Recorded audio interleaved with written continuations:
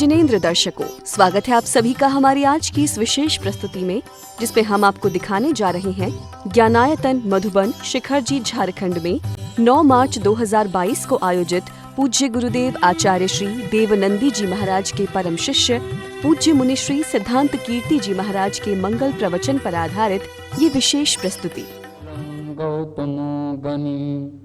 मंगलम कुंद कुंदाद्यु जैन धर्मोस्तु मंगलम सर्वमंगल मांगल्यम सर्वकल्याणकारकम प्रदानां सर्वधर्माणां जैनं जयतु शासनं जैनं जयतु शासनं जैनं जयतु शासनं यदर्चा भावेन प्रमुदितमनादर्दरह्य शनादासि स्वर्गी गुणगण समृद्ध सुखनिधि लभन्ते सद्भक्त्या शिवसुख समाजं किमुदता महावीरस्वामी नयनपथगामी भवतु मे।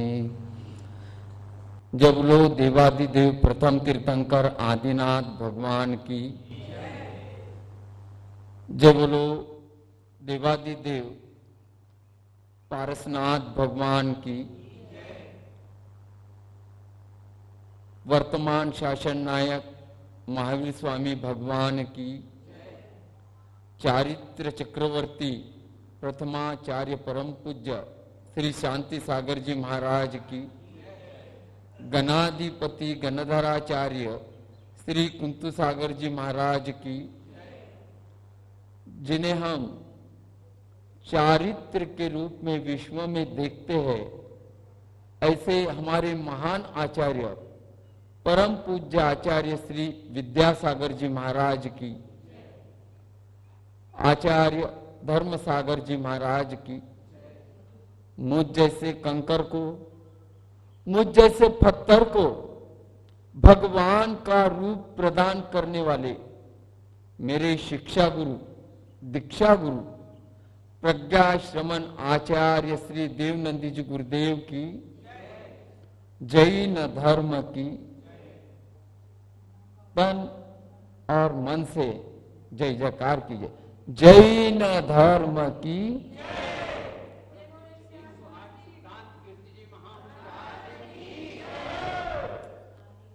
आज हम बात करेंगे जैन धर्म के अरिहंत भगवान के प्रति दृढ़ श्रद्धा रखना चाहिए। नमोकार महामंत्र के प्रति दृढ़ श्रद्धा रखना चाहिए। हम एक छोटी सी कथा बताकर और एक प्रश्न पूछकर उसके बारे में आपका श्रद्धा धर्म के प्रति पक्का कराएंगे। सर्वप्रथम हमारा श्रद्धा अगर पक्का है तो हमें सम्यक दर्शन होगा। आइए एक कथा के माध्यम से हम शुरुआत करते हैं। एक बालक एक दुकान पे जाके पूछता है, क्या तुम्हारे दुकान में ईश्वर मिलेंगे? क्या आपके दुकान में ईश्वर है? दुकानदार नहीं कहता। छोटा सा बालक जिसे ईश्वर क्या है पता नहीं, बालक दूसरे दुकान पे जाके पूछता है, क्या आपके दुकान में ईश्वर है? क्या आपके दुकान में ईश्वर मिलेंगे? वहां पे भी बालक को मना कर दिया जाता है। ऐसा जाते जाते काफी दुकानों के बाद बालक एक दुकान पे पहुंचता है जहां एक वृद्ध व्यक्ति बैठा हुआ होता है। वही प्रश्न, क्या आपके दुकान में ईश्वर है? वृद्ध व्यक्ति बालक को देखता है और कहता है, हाँ, मेरे दुकान में तुम्हें ईश्वर मिलेंगे। वृद्ध व्यक्ति बालक को पूछता है, ये बताओ बेटा, तुम्हें ईश्वर किस लिए चाहिए? हम बात समझा रहे हैं भगवान के प्रति। अरिहंत भगवान की जो प्रतिमा मंदिर जी में देखते हैं, हमारा जो मंत्र महामंत्र नमोकार मंत्र है, उसके प्रति दृढ़ श्रद्धान होना चाहिए, अटल श्रद्धान। बालक बताता है,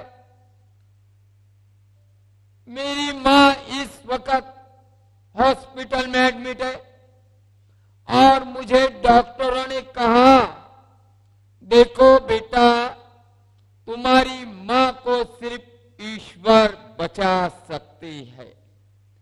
मुझे डॉक्टरों ने बताया तुम्हारी मां को सिर्फ ईश्वर बचा सकते हैं, इसके लिए मुझे ईश्वर चाहिए।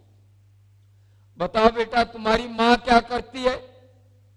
बालक ने कहा, मुझे एक दिन बताया था मां ने कि मां बेटा, मुझे काम पे जाना है, सेठ जी के यहां जाकर मैं झाड़ू पोछा आदि लगाऊंगी तो तुझे शाम में भोजन मिलेगा। आज मेरी मां हॉस्पिटल में एडमिट है और डॉक्टरों ने बता दिया, बेटा तेरी मां को सिर्फ ईश्वर बचा सकते हैं। क्या सचमुच आपकी दुकान में ईश्वर है? हाँ, मिलेंगे। कितने पैसे लाए हो? ईश्वर खरीद रहा है। छोटा बालक अपना हाथ आगे करके खोलता है 1 रुपये का कॉइन। वृद्ध व्यक्ति 1 रुपया उठा लेता है और उसे पानी की छोटी सी बोतल देता है। जाओ अपनी मां को दे दो, तुम्हारी मां ठीक हो जाएगी। बालक पूछता है, इसी में ईश्वर है? हाँ, इसी में ईश्वर है। बालक की श्रद्धा, दृढ़ श्रद्धा कि यह ईश्वर है। बालक पानी मां को ले जाके देता है।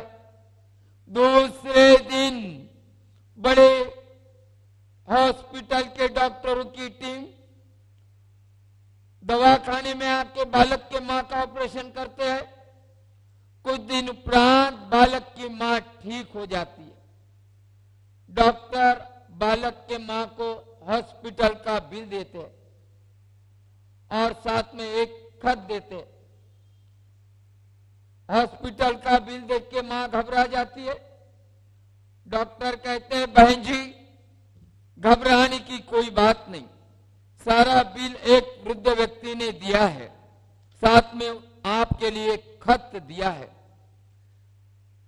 बालक की मां खत पढ़ती है, बहन जी धन्यवाद देना हो तो अपने बेटे को दो, जो ईश्वर के रूप में मेरे पास आया, जिसे कुछ भी नहीं समझता ईश्वर क्या है, और मेरे दुकान में ईश्वर खरीद रहा था। वही ईश्वर है जिन्होंने तुम्हें बचाया है। उस बच्चे की श्रद्धा हो गई कि डॉक्टर ने कहा सिर्फ ईश्वर ही तुम्हारे मां को बचा सकता है और ईश्वर ने ही तुम्हें बचाया है। आज हमें हमारे भगवंतों के प्रति, अरिहंत भगवंतों के प्रति, नमोकार महाप्रांत के प्रति वही बालक के शरीर का श्रद्धान रखना है कि अरिहंत भगवान नमोकार महामंत्र यही हमारा दुखों से छुटकारा करने वाले हैं। जिनवानी ही हमें मार्गदर्शक है। हमें एक प्रश्न पूछेंगे श्रद्धान के ही बारे में, आप जवाब दोगे। भाई साहब आप ये बताएंगे, आप जहर खाने से क्या होता है? जोर से बोलिए। मर जाता है। खड़े रहिए। बहन जी आप बताओ जहर खाने से क्या होता है? जोर से बोलो। मृत्यु हो जाती है। खड़े रहिए। हमारे भाई साहब ने और हमारी बड़ी मां ने दोनों ने बताया जहर खाने से मरता है। हम उनसे और एक प्रश्न पूछेंगे, भाई साहब आपने कितनी बार जहर खाया? खाया ही नहीं बोल रहे, और बोल रहे जहर खाने से मरता है।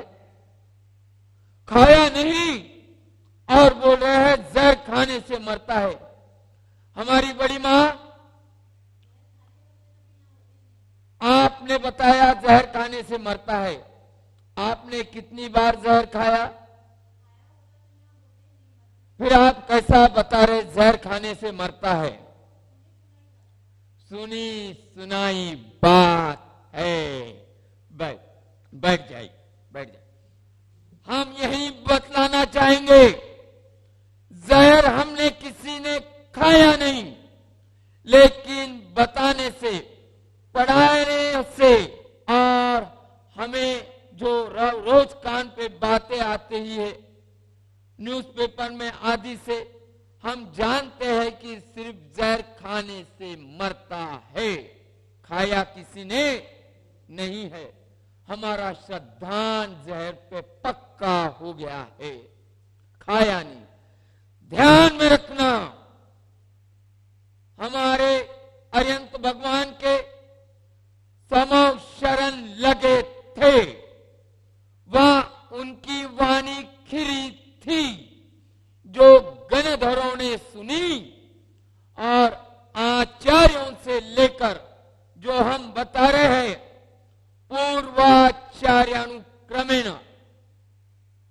जिन वाणी भगवान की वाणी, उस पे भी आपको पूर्ण श्रद्धान करना है।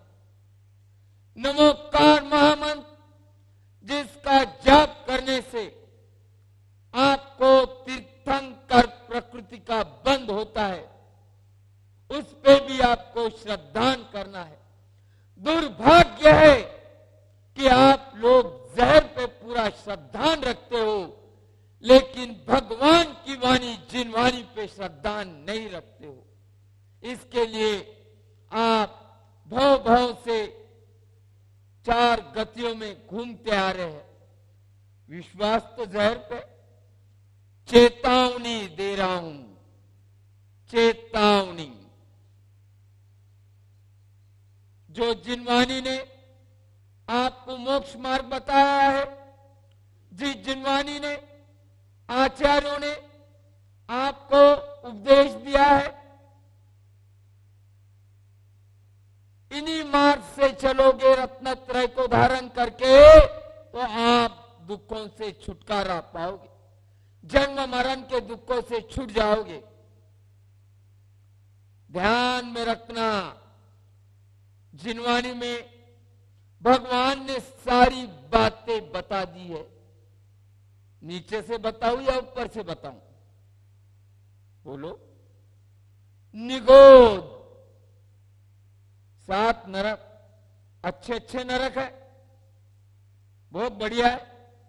4 गति, देवगति, मनुष्य गति, तिर्यंच गति, नरक गति, जिसमें दुख दुख भरा है। बोलो, कहां जाना चाहोगे? कहां जाना चाहोगे? चेतावनी। अनंत भवों का पुण्य संचित करने के बाद आप लोग जैन धर्म में, जैन कुल में जन्म लिए हो। अभी भी वर्तमान में समय तुम्हारे हाथ में। अगर तुम पुण्य का बंद करोगे तो आप भविष्य में कोई भव में अगर मनुष्य जन्म मिलता है तो बहुत पुण्य का संचय होगा, तो ही जैन धर्म में, जैन कुल में जन्म लेंगे। नहीं तो 4 गति, 7 नरक, निगोद, कहां जाना पसंद करोगे? उससे भी पुण्य संचित होगा तो हो सकता 16 स्वर्ग, नौ ग्रेविक, ऊपर के ग्रेविक और आखिरी में मोक्ष, यह सब हो सकता, ऊपर का भी मिल सकता। उसके लिए आपको वैसे पुण्य कर्म करना पड़ेंगे।